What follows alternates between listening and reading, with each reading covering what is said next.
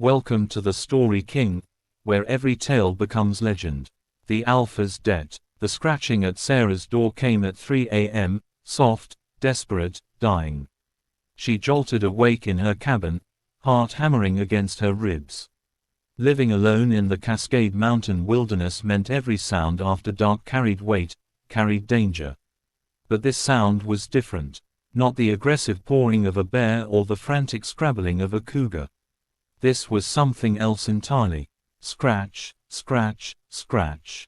Then silence. Sarah grabbed the baseball bat from beside her bed, her fingers trembling as they wrapped around the wood. She'd moved out here 6 months ago to escape the chaos of the city, to find peace in isolation. Now, in this moment, isolation felt like a mistake. She crept toward the front door, her bare feet silent on the cold wooden floor. Through the window, she could see nothing but darkness and the faint outline of pine trees swaying in the wind. The motion sensor light should have triggered, but it remained dark. Scratch, scratch, weaker this time. Whatever was out there was fading. Against every instinct screaming at her to stay inside, Sarah slowly turned the deadbolt. She opened the door just a crack, bat raised, ready to slam it shut at the first sign of threat. What she saw made her gasp. A massive wolf lay collapsed on her doorstep, its silver-gray fur matted with blood and mud. But this wasn't just any wolf, it was enormous, easily twice the size of any wolf she'd seen in documentaries. Its eyes, glowing amber even in the darkness, locked onto hers with an intelligence that seemed almost human. And it was heavily pregnant. The wolf's sides heaved with labored breathing, her swollen belly rising and falling erratically. Blood seeped from a wound on her shoulder, staining the wooden porch beneath her. Those amber eyes pleaded with Sarah, and in them, she saw something that defied explanation. They weren't the eyes of an animal. They were the eyes of a mother begging for her children's lives. "Oh God," Sarah whispered, lowering the bat. She should call animal control. She should back away and let nature take its course. She should do anything except what she was about to do. Sarah opened the door wide. The wolf tried to stand but collapsed again, a low whine escaping her throat. Without thinking, Sarah knelt beside the creature, her hands hovering over the blood-stained fur. The wolf was burning with fever, her body trembling violently. "I've got you," Sarah heard herself say. "I don't know what I'm doing, but I've got you." She ran inside, grabbing every blanket she owned, a first aid kit, water, and towels. Her veterinary training from college, abandoned when she'd switched to graphic design, came flooding back. She'd never worked with wolves, barely even with dogs, but anatomy was anatomy. Birth was birth. For the next 3 hours, Sarah worked in a blur of instinct and desperation. She cleaned the shoulder wound, deep but not fatal, likely from another predator. She made a nest of blankets by the fireplace and somehow, impossibly, managed to help the wolf drag herself inside. The animal was too weak to be dangerous, too focused on survival to care about threat. As dawn broke, the wolf went into labor. Sarah had never felt so helpless, so terrified, so utterly out of her depth. But she stayed, her hands gentle, her voice soft, murmuring reassurances she wasn't sure the wolf could understand. The creature's eyes never left her face, and Sarah could swear she saw gratitude in those amber depths. One pup, then another, 3 in total, each perfect and tiny and mewling. The mother wolf, exhausted beyond measure, nuzzled each one before her head dropped to the blankets. Her breathing steadied. She would survive. Sarah sat back, covered in blood and fluids she didn't want to identify, watching the impossible scene before her. 3 wolf pups nursing from their mother on her living room floor. She laughed, a slightly hysterical sound, and wondered if she'd lost her mind. That's when she heard them.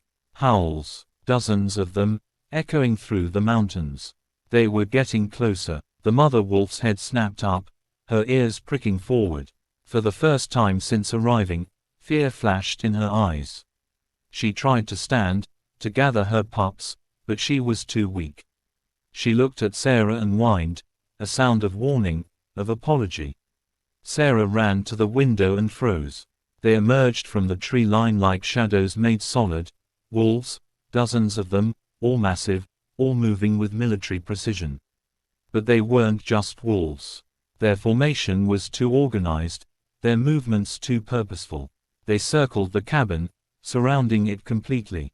And at the front of the pack stood the largest wolf Sarah had ever seen. He was pure black, his coat seeming to absorb the early morning light. Where the others were big, he was colossal, easily 400 pounds of muscle and primal power. But it was his eyes that made Sarah's breath catch. They were ice blue and burned with an intelligence that was undeniably, impossibly human. The Alpha. He stalked toward the cabin, and the other wolves parted like water before him. Sarah's hands shook as she backed away from the window. Behind her, the mother wolf struggled to her feet, placing herself between Sarah and the door, even in her weakened state. A thunderous knock rattled the door frame.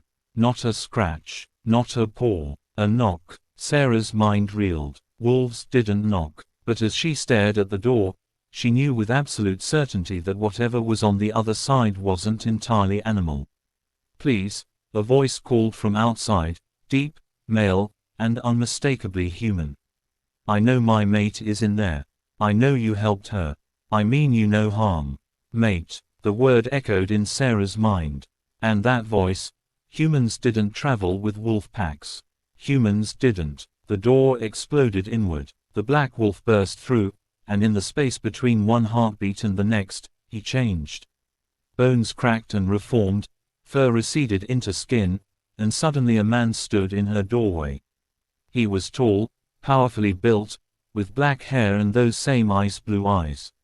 He was also completely naked, but seemed utterly unconcerned by this fact. "Alara," he roared, his eyes finding the silver wolf. He crossed the room in 3 strides and dropped to his knees beside her. His hands, large, scarred, shaking, touched her face with a gentleness that contradicted every inch of his warrior's frame.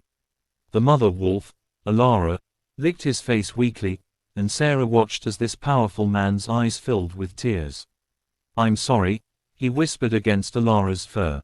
"I'm so sorry I wasn't there. The ambush, the separation." His voice broke. Then his eyes snapped to Sarah, and she found herself pinned by that ice-blue gaze. She should run. She should scream. She should do anything but stand there, frozen, as this impossible being studied her. "You saved her," he said, his voice rough. "You saved my mate, my children. I didn't know what else to do," Sarah stammered. He stood slowly, magnificently unconcerned with his nudity, and approached her. Sarah's back hit the wall. He was intimidating in a way that had nothing to do with his size and everything to do with the raw power that radiated from him like heat. "What's your name?" he asked softly. "Sarah. Sarah Chen. Sarah Chen." He said it like he was tasting the words, committing them to memory. "I am Kieran, Alpha King of the Northern Pack. You have done my family a service that can never be repaid." He paused, and something fierce and protective flashed in his eyes. "Your pack now, under my protection, always." "I don't understand what's happening," Sarah whispered.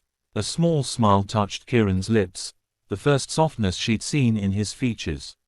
"No, I don't imagine you do." He glanced back at Alara and his 3 newborn pups. "We are shifters, Sarah. We walk between 2 worlds, human and wolf. For centuries, we've hidden from your kind. But you," he looked at her with something like wonder.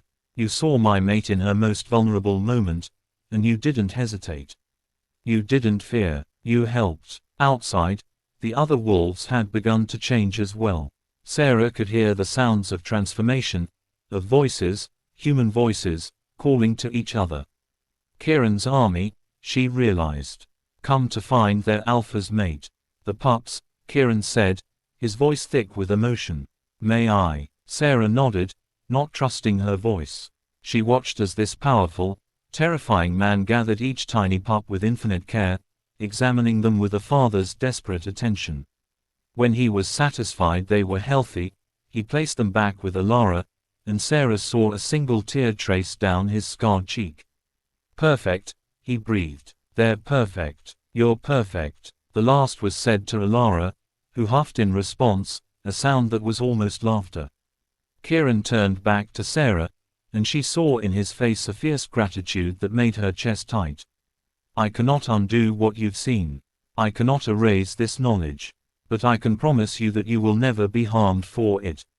You gave my mate sanctuary when she had nowhere else to go. You gave my children life when they might have died in the wilderness." He stepped closer, and Sarah realized he was giving her the chance to flee if she wanted. But she didn't move. "From this moment forward," Kieran said, his voice carrying the weight of absolute authority, "you are under the protection of the Northern Pack. Any who threaten you threaten my family. Any who harm you harm me. This I swear on my Alpha's oath." She needed help," Sarah said weakly. "Yes." Kieran's smile widened, transforming his face into something almost beautiful. "And you gave it. That says everything about who you are." Behind him, Alara made a soft sound. Both Sarah and Kieran turned to see the silver wolf looking at them with knowing amber eyes. If Sarah didn't know better, she'd say the wolf was smiling. "She approves," Kieran translated, his voice warm with affection. "She wants you to know you'll always be welcome in our den. You're family now." Family. The word settled over Sarah like a blanket. She'd moved to the mountains to escape, to be alone. But standing in her cabin at dawn, surrounded by impossible beings and newborn miracles, she realized that perhaps she'd been running from the wrong thing all along. "Will you come back?" Sarah asked. "So I know they're okay." Kieran's eyes softened. "Try to keep us away." Thank you for experiencing this tale with the Story King. Subscribe for more stories that will captivate your soul.